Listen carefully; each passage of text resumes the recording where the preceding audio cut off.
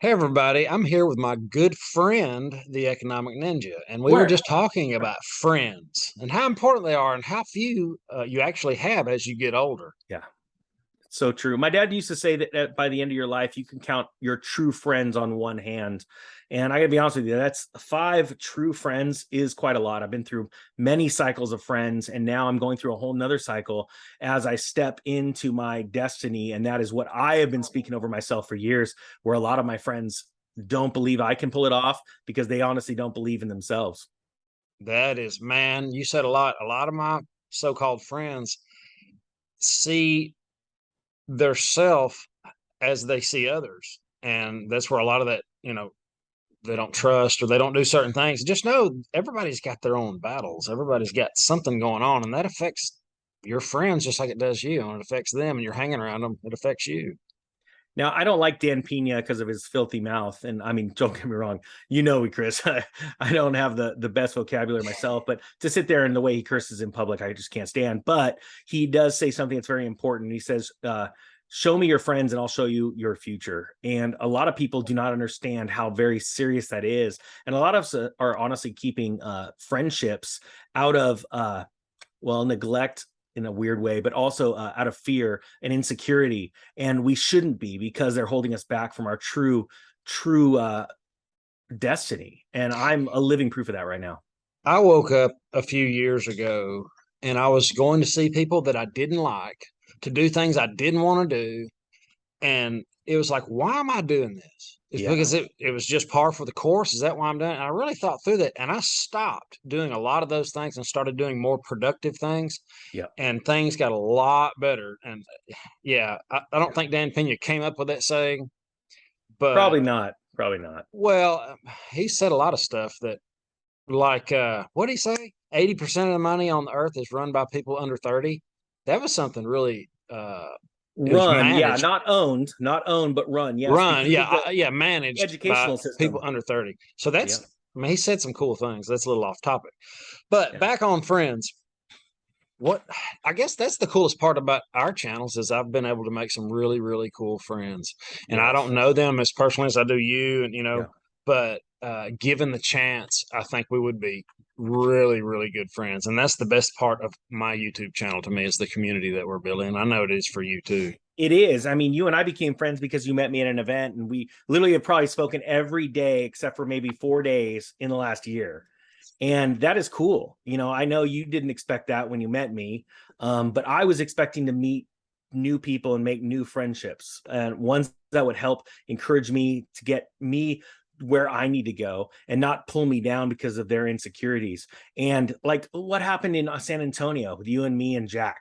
I mean, the caliber of human beings that would fly out all over the country to come hang out with us for one night in an embassy suites, very high caliber human beings. And they're, I mean, everyone is extremely successful. Even if they don't have a lot of money, you look at what they're doing, what they're accomplishing, and how they're speaking, and you're just like, I want to be your friend. Yeah, that's right. So I don't know, having friends, you know, when you're getting out of high school and you think you've got friends that you're going to have forever, that's just not the case. It is Yeah. sometimes, but more than likely, a couple things might happen. You might just grow apart. Yep. Just that happens. I've always tried to reach out, reach out, reach out, but if after about two or three times and I don't get a reach back, that relationship's probably on its deathbed. Yep. So if you do have friends that you like and care for, and you really think you want to know them, Mr. Ruffle, reach out to them. That's really, really freaking important. Just Yep. call them, Yeah. reach out, text them something. Hey, I'm here. And a lot of times they're going through some crap that they don't even want to talk about Yeah. because they're ashamed of it.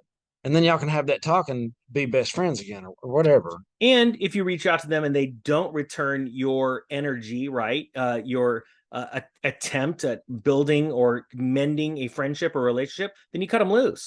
I'm Yeah. going to be honest with you. Don't stick around with a dead, limp, wet noodle that's only wants to talk to you when they feel like it. If you can't get down to the brass tacks of what's going on in that relationship, cut them loose because you're going to be stronger for it. Because out there's somebody that truly, I used to teach my son this: be a friend of the friendless and watch what happens to the caliber of friends you become, because there's people we want to be friends with because we want to glean information out of them. But that's a greedy thing, right? You also go and find people to befriend, to go help them. Some people want help, some people don't want to help. But my point being is, you have to sow in what you want. You reap what you sow. So if you sow friendship, you will reap a great reward with amazing friends. I agree. And this goes for family too. Just because they're your blood family doesn't mean you owe them something extra. That's You, right. they, they start doing the wrong thing, you start stepping back and They you are reach out. relationship vampires. Yeah, that's the blood. Yeah. Yeah, they will You're suck. right. And you want to, and honestly, they will literally in hard times bring it up. The blood's thicker than water. I'm like, cool, I'm holding on to mine. See you later. It's like, honestly, they will zap the energy out of you faster than anything you've ever experienced. Yeah. And that's not good for you or them. You don't want to be in relationships, friendships, codependent people. And you got to check yourself too. There's a lot of people that are going to go, oh my gosh, I might be what he's talking about. And I'm just telling you from experience, not from, I've been awesome. I popped out of the womb and was like, everything is awesome. It's like, this is Yeah. real life. You got to learn this. There's another one. It's you become the average of the 5 friends you hang around the most. And you also become your chosen environment. Whatever you choose to hang around, that's what you're going to become. Not even talking about friends. It could be something different. But just to know that. And I wish I would have known that earlier. I would have shed some people. I'm just telling you, I would have shed some people early in life. And I wish somebody would have told me. I wish somebody would have grabbed me by the throat and shook me a little bit and said, hey, this is what you're going to turn into, and really made me understand it. So guys, take something from this. You know what? You just brought up a great thought too, because a lot of people just hear that the 5 friends you're with, you become, you have to realize too that so many people, their first excuse when they hear something like that, well, there's nobody around me. I live in a small town, or I'm in a city. It's too hard to meet people. Chris, you and I live on opposite ends of the country, right? We've talked every day. All right. We've hung out a few times. We probably hung out in the last year physically 4 times, 5 times. Sure. For days at a Okay. time. I'm going to tell them about the Zoom dates. Yeah. We even went to the effect where my wife and your wife get along and we have Zoom dates. And technology can literally bring friends together. I know you're not able to shake hands and hug. I love a good firm handshake and looking someone in the eye. That knocks about 9 tenths of the problem out of there right there. You could pretty much look someone in the eye when you're talking to them and see if this is the person you want to actually have a conversation with. But you and I, with our wives, have even had Zoom dates. Like catch up, make fun, laugh, joke around. And people could do that too. And, we were talking in another interview a while back about an event that I went to, Boca Raton, and how you and I met at an event. You can go to those events by yourself, meet new people. And we have it happen in all of our events when you and I have our subscriber meetups. People are out there and we encourage it. Share each other's phone numbers, share emails, go make friends in this room this week. Like, I think that was in Dallas. Remember when everybody was in that room? It's like, this is about you.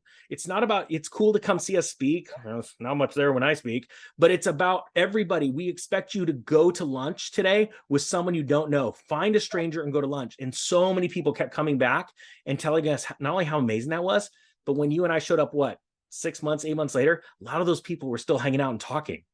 I know they talk in the comments. They know each other in the comments.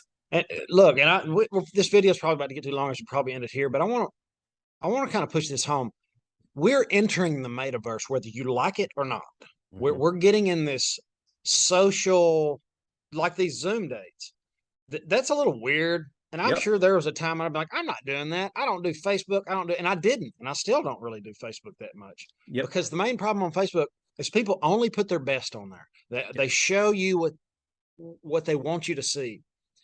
When you're doing a Zoom date, I'm not saying you have to look bad, but it's more personal. There's a way to get a personal effect out of this new social media. And if you're thinking that you want a footprint on the planet in the future, if you want to have more than you and your small little Facebook group or whatever, you should probably start a channel and really put yourself out there and say, hey, this is me. I'm not doing anything on my channel that is not me. I'm doing everything I say. It's all truth.